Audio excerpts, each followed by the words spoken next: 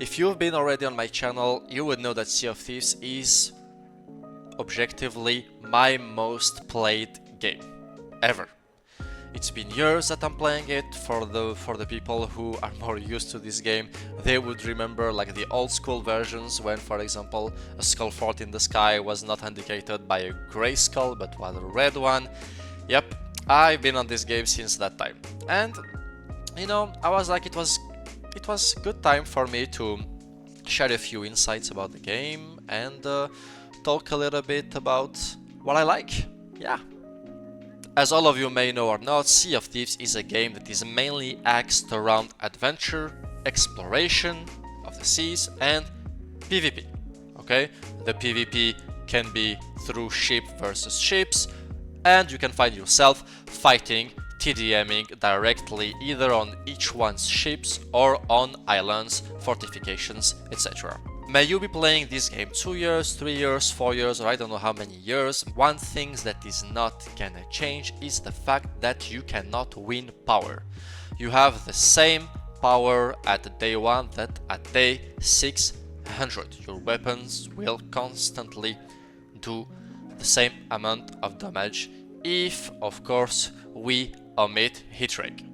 We don't speak about that here. So, you'll ask me, what is there to do in this game?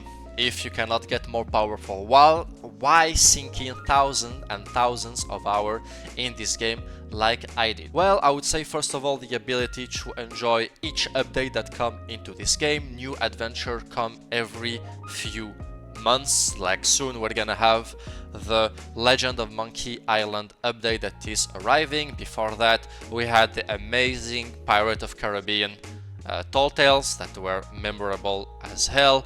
Each fan of Pirate of Caribbean should go play those Tall Tale. I recommend it vividly. The PvP offers so many opportunities to sink other players in so many different ways that it's very hard to try to remember two same ways that you may have sunk someone. The possibilities are endless. And the last but not least pleasure that you can enjoy while playing Sea of Thieves are the skins, the cosmetics. And that's why I wanted to talk about today, present you what I consider to be my favorite cosmetics that I acquired over the years. What are the cosmetics that I affectionate particularly?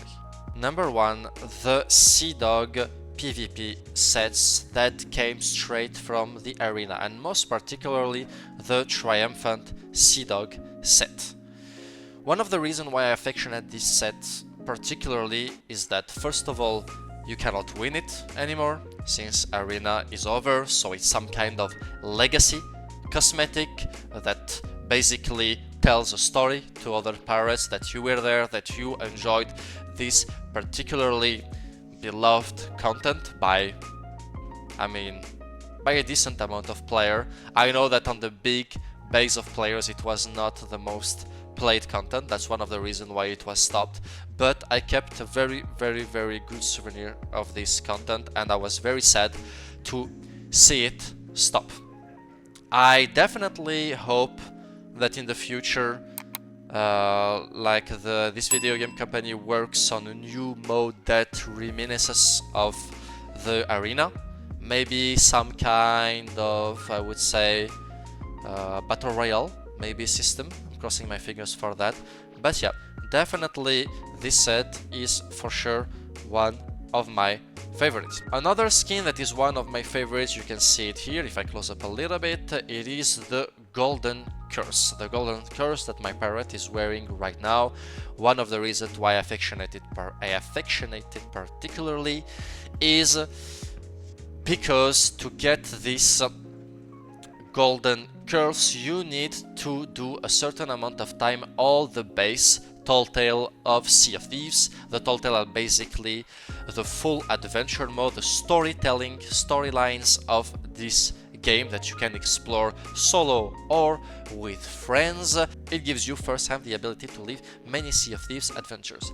So basically you need to do them quite a few times. The reason you need to do them also quite a few times is that there is many different commendations that you need to get done during those Tall Tale. So it is a testimony, this curse, that you have live the Sea of Thieves, that you have lived all those stories that this game has to tell you. One of the things that all the skins that have in common, that I affectionate particularly, is that it's all skins that you need to play a certain amount of time to get.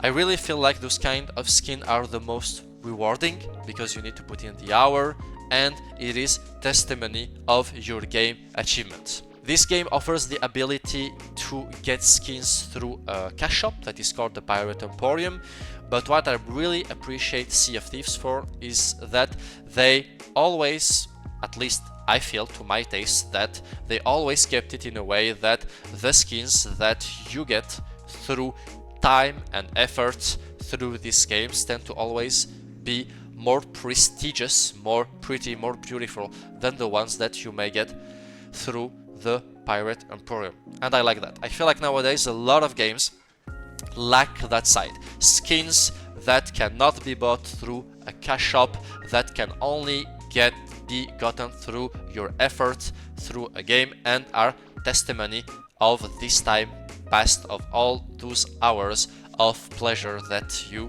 got through that video game. Next item in our list is the obsidian sniper, that is arguably the rarest sniper in the game, part of the obsidian pack. The obsidian pack was a pack that until a few months ago you could still win by watching streams, like streamers that were Sea of Thieves partner could still make them win those obsidian packs by either doing lotteries or being more creative through creating challenges for their viewers to accomplish, like on the seas, to win those obsidian 6-pack. Little plot twist here, I'm not the one who won this obsidian 6-pack. And that's actually the reason why this is mainly on my list. Like, the rarity is less important to the fact that it was been gifted to me by one of my best friends, that is Steve, that for who follow me on my stream know that he is the guy that I play mainly, my main companion on my sloop on Tifa. We always play together since all time, since the arena, etc. While I've never managed to win a single obsidian 6-pack, this crazy guy participated in 3 different contests in 3 different streams and won 3 different obsidian 6-pack contests. And the last one that he won, he gifted it to me, and I think that he won it like very little while before the obsidian 6-pack has been taken away by Rare, and now you cannot win it anymore. So on one side it made it an even rare item, and on the other side it has been gifted to me, so yeah, I give it a particular importance. Next item in our list is the Umbra Chronicle tattoo that you can see right here.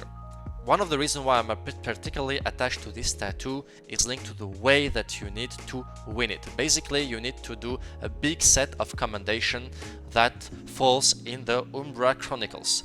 You need to go all around the 4 seas and discover many different like lore related content, many different secrets. Some of the secrets are little winks, for example, to past events that happened on the seas, to also past players that may have marked the Sea of Thieves by their deed. So doing those commendation allows you to learn a lot about the past of these games, about times that you may not have known if you weren't there during those early days of the Sea of Thieves. My next item is this one, the Ghost Blunderbuss. It's a pretty common item that you just win by reaching a certain level in your Athena reputation, but the reason why I enjoy this blunderbuss particularly is that it's probably the blunderbuss that I used to kill the most players when the arena was still a thing. When the arena was still rolling, it was my go-to weapon to defend the ladder of my sloop. The number of people that I one-blundered all the ladder with that particular weapon is just outstanding. So here we're really speaking about a personal value that just comes from the heart, you know, just the good memories. The next item that I'm particularly fond of is this one that you're probably seeing since the beginning of the video, are the ghost sales that you get by selling 50 captain skulls of the dam. This is a pretty long commendation to do. You need to sink quite a number of ghost fleets, but it is quite rewarding. As you can see, for me it's definitely one of the most beautiful sales of this game, and I used it since the day I got it on my sloop. I just love it. Speaking of sales, here are the ancient vault sales that you can only get by opening 100 vaults in this game. This is probably one of the longest achievements that I ever had to do in this game, especially on a sloop. I did it fully on a sloop. It is quite long and straining to do. Some people had the guts to farm that in only a few weeks, but me, it took me months and months and months, because I could never have just the patience to chain 100 vaults just straight in a go. It was just unthinkable for me, so I really had to be patient and wait for the time until I could only get it, like easily, like a freaking year later, that I finally did my 100 vault commendation and got them. So definitely sales that I'm attached to, because first of all, it took me a lot of time to get them, and look at that, they are absolutely sick as fuck, especially during nighttime. During nighttime, you can see those two yellow eyes shining in the middle of the sea. It is just absolutely beautiful. Last but not least, the killer whale cannon that you can only get once you reach level 45 with the hunter skull. Those are definitely my favorite cannons. The first time I saw them, I immediately thought this was probably the most beautiful cannons that I saw in this game, that I like the most. I like the look of it. I also like how it feels when you shoot, because some cannons are quite pretty in this game, but the shape of them makes it very, very hard to aim at anything. And when you're in PvP, it quickly becomes a huge liability. While those cannons really ally like look and practicality. So killer whale cannon for the win. It took a little bit of time to get them, especially at the time when I got my level 45 at the hunter skull. Right now the events are way easier to knock down, which means you can farm. By the way, the quickest way to up this reputation, I know that hunter skull is a reputation that supposedly you're supposed to fish to up the reputation, but the quickest way is to farm gems and give all your gems exclusively at the hunter skull until you hit 50. It's the easiest way to max your hunter skull reputation.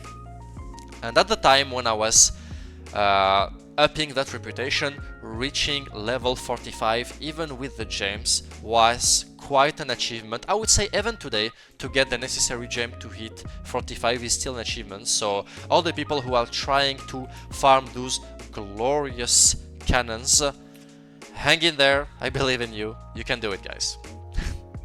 So guys, this was it for today's list.